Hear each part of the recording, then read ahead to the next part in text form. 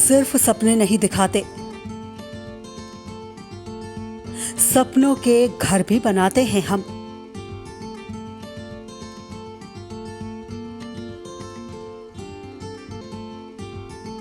इरादे हो उड़ने के तो हौसलों को पंख लगाते हैं हम।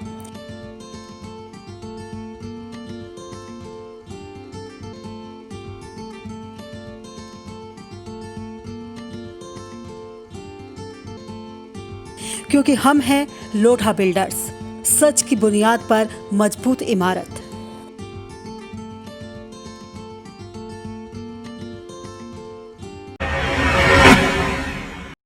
नमस्कार, स्वागत है आप सभी का इंडिया लाइव 24 में। आपके साथ मैं हूं राखी खंडूरी।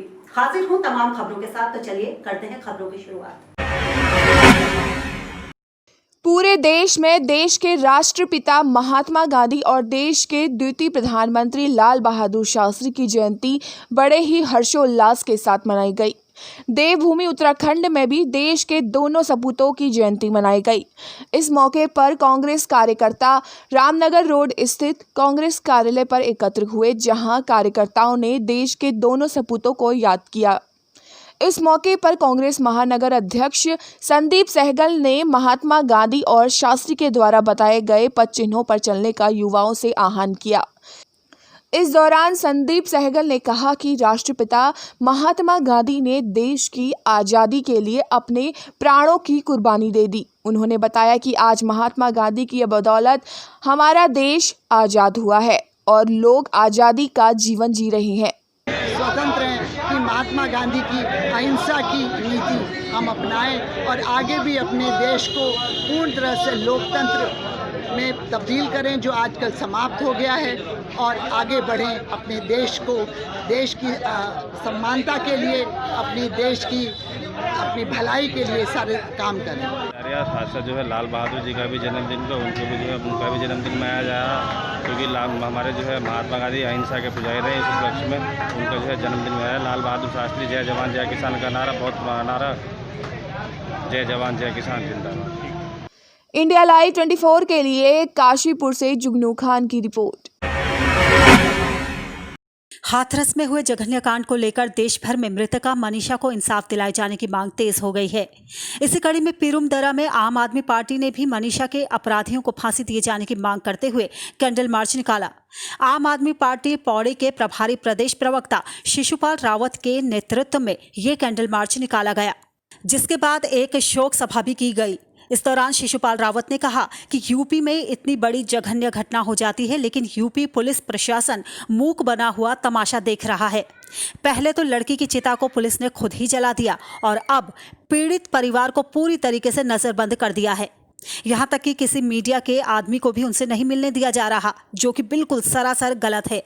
उन्होंने कहा कि इस मामले में मुख्यमंत्री योगी आदित्यनाथ को जल्द ही उच्च स्तरीय जांच बैठानी चाहिए, नहीं तो उन्हें सीएम के पद से त्यागपत्र दे देना चाहिए। योगी सरकार से हम इस्तीफा मांगते हैं, राष्ट्रपति से अनुरोध करते हैं कि ऐसी सरकार को बर्खास्त करना चाहिए, और सरकार से भी अपील कर रहे हैं और जो आम जनमानस है इनसे भी अपील कर रहे हैं कि आखिर मनुष्य सुरक्षित आज अपने को महसूस नहीं कर रहा है। इसलिए हम लोग जो है कैंडल मार्च निकाल करके सरकार तक, न्याय व्यवस्था तक अपनी बात पहुंचाने के लिए यहां पर सड़क पर उतरे हैं।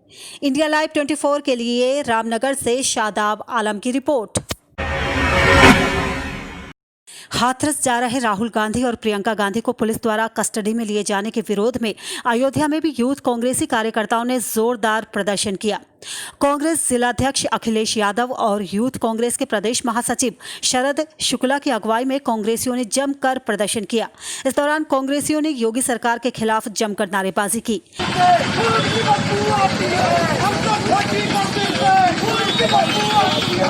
रिकाबगंज चौराहे के बाद जैसे ही कांग्रेसी सीओ सिटी कार्यालय के सामने पहुंचे तो वहां पर पुलिस ने उन्हें घेर लिया, जिसके बाद प्रदर्शनकारी सड़क पर ही लेट गए।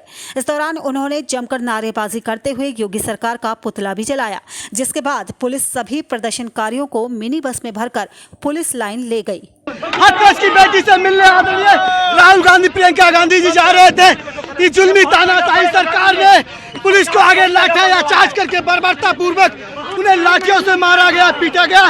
इसलिए हम कांग्रेस जन इसका कड़ा विरोध करते हैं। पुलिस प्रशासन कुछ कांग्रेस के कार्यकर्ता थे, ये हाथरस में जो रेप का इंसिडेंट हुआ था उसको लेकर थोड़ा धरना प्रदर्शन कर रहे थे, क्योंकि लॉ एंड ऑर्डर की सिचुएशन लग रही थी, यहाँ पे सड़क वड़क जाम हो रही थी, इस वजह से पुलिस ने इनको डिटेन करा। इंडिया लाइव 24 के लिए अयोध्या से ब्रजेश सेन की रिपोर्ट।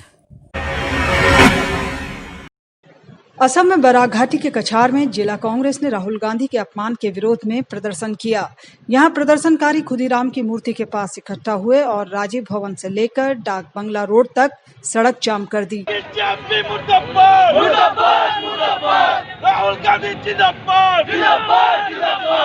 जिसके बाद पुलिस प्रदर्शनकारियों को गिरफ्तार कर सदर पुलिस थाने ले गई। इंडिया लाइव 24 के लिए कछार से स्नेहांशु तालुकदार की रिपोर्ट। समस्तीपुर जिले के हरपुर एलौथ में कृषि बिल के मुद्दे को लेकर केंद्रीय मंत्री गिरिराज सिंह ने प्रेस कॉन्फ्रेंस की, जिसमें उन्होंने कृषि बिल के फायदे गिनाते हुए कहा कि केंद्र सरकार किसानों के हित के लिए कई लाभकारी योजनाएं चला रही है। किसानों की माली हालत बेहतर करने के लिए मोदी सरकार हर संभव कदम उठा रही है।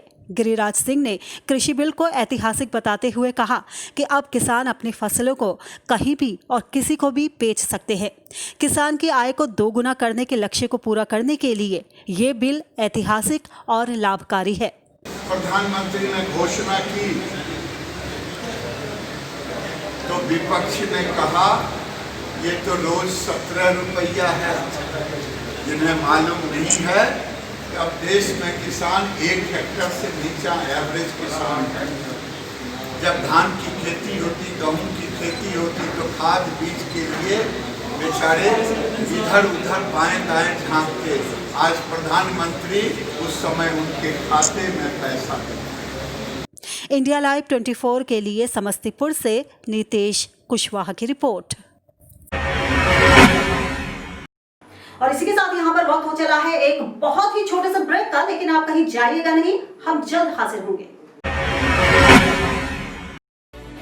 दौड़ती भागती जिंदगी में खुद को कैसे रखें फिट, मशीन के दौर में कैसे हाथों के हुनर को रखें हिट, बचपन में तालीम का, जवानी में EMI का, तो बुढ़ापे में अकेलेपन का कैसे करें बोझ कम।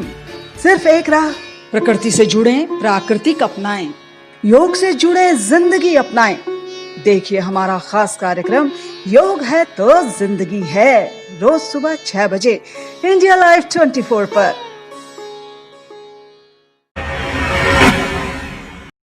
ब्रेक के बाद आपका स्वागत है। तो चलिए बढ़ते हैं अगली खबर की तरफ। यूपी के जिला चिकित्सालय एटा में सदर विधायक विपिन वर्मा ने अत्याधुनिक तकनीकी से लैस विश्व स्तरीय बी पॉजिटिव हीमोडायलिसिस केंद्र का उद्घाटन किया। इस मौके पर जिलाधिकारी और चिकित्सा अधिकारी समेत वरिष्ठ पुलिस अधीक्षक और जनप्रतिनिधि भी मौजूद थे। इस दौरान सदर विधायक ने कहा कि जिले में इस डायलिसिस केंद्र के खुलने से किडनी रोगियों को लाभ तो मिलेगा ही, साथ ही उन्हें किसी दूसरे जिले में इलाज के लिए नहीं जाना पड़ेगा। एटा जिला के अंदर, पूरे उत्तर प्रदेश के अंदर पहली हेपेटाइटिस बी के डायलिसिस यूनिट पहली एटा के अंदर शुभारंभ हुई है और इसी के साथ कुछ दिनों के अंदर पूरे जिलों पर ये सुविधा उत्तर प्रदेश सरकार देने वाली है। ये बहुत बड़ी उपलब्धि है। मैं इसके लिए अपने उत्तर प्रदेश सरकार, माननीय मुख्यमंत्री जी को धन्यवाद देना चाहता हूँ। इंडिया लाइव 24 के लिए एटा से संदीप शर्मा की रिपोर्ट। जिला प्रशासन द्वारा बिलावली स्थित सौरभ डेयरी पर कार्रवाई की गई। तहसीलदार पूनम तोमर के द्वारा पुलिस बल के साथ आज अनेक घी व सौरभ डेयरी में कार्रवाई की। तहसीलदार पूनम तोमर ने बताया कि जिला कलेक्टर को शिकायत मिली थी कि अनेक घी व सौरभ डेयरी में नकली घी बनाया जा रहा है एवं मार्केट में इस तरह का घी सप्लाई भी किया जा रहा है, जिसके चलते जिला प्रशासन द्वारा आज यहां कार्रवाई की गई। इस दौरान करीब 3000 किलो घी जब्ती में ले लिया गया। गौरतलब रहे कि पूर्व में भी सौरभ डेयरी व अन्य घी के संबंध में कई बार शिकायत मिलती रही है। तो कलेक्टर महोदय के आदेश पर हम लोग यहाँ अनिक घी में जांच करने आए थे, जहाँ पर अनिक घी, सौरभ घी और बटर का सैंपल लिया गया है और करीब 2960 किलो जो घी है उसकी जब्ती करी गई है। इंडिया लाइव 24 के लिए देवास से दीपक झाला की रिपोर्ट।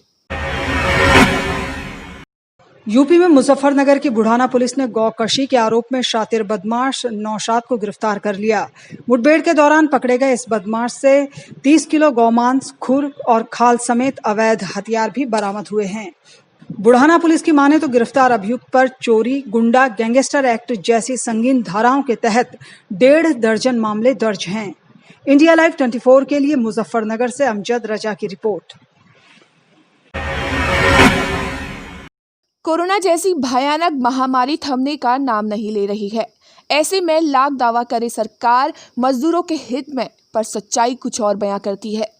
दूसरे राज्य से अपने घर आए मजदूर कुछ ही महीने बाद फिर से पेट की आग बुझाने को काम पर दूसरे राज्य जाने लगे। अगर मजदूरों की सुनी तो उनका कहना है ना तो उनके खाते में सरकार कोई पैसे डालती है और ना ही उनको कोई मूलभूत सुविधा मिली है।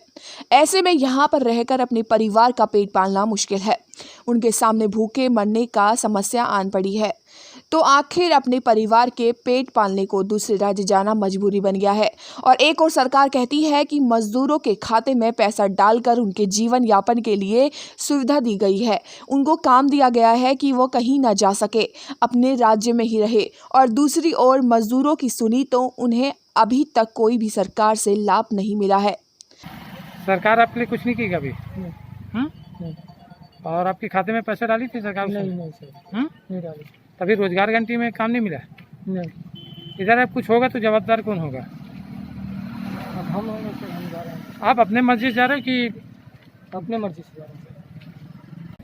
तो सरकार आपके खाते में पैसा डाली थी क्या? नहीं। और आपकी पत्नी खाते में? उसका भी नहीं डाला। आपके गाँव में कितने लोग गए थे? हमारे गाँव में कम से कम 80 लोग गए थे। तो किसी के खाते में डाली थी पैसा? क्या मालूम, उसका तो मालूम नहीं। टूरिस्ट गाड़ी में जा रहे हैं लोग जी, ये अपने बोल रहे हैं कि अपने स्वेच्छा से जा रहे हैं हम लोग जी, कोई ले जा नहीं रहे। तो बेमेतरा जिले के हैं लोग सब? ये कवर्धा के हैं, बेमेतरा के हैं जी। इंडिया लाइव 24 के लिए बेमेतरा जिले से ममता ग्वालवंशी की रिपोर्ट। और फिलहाल इसी के साथ इस बुलेटिन में बस इतना ही। दीजिए इजाजत, नमस्कार।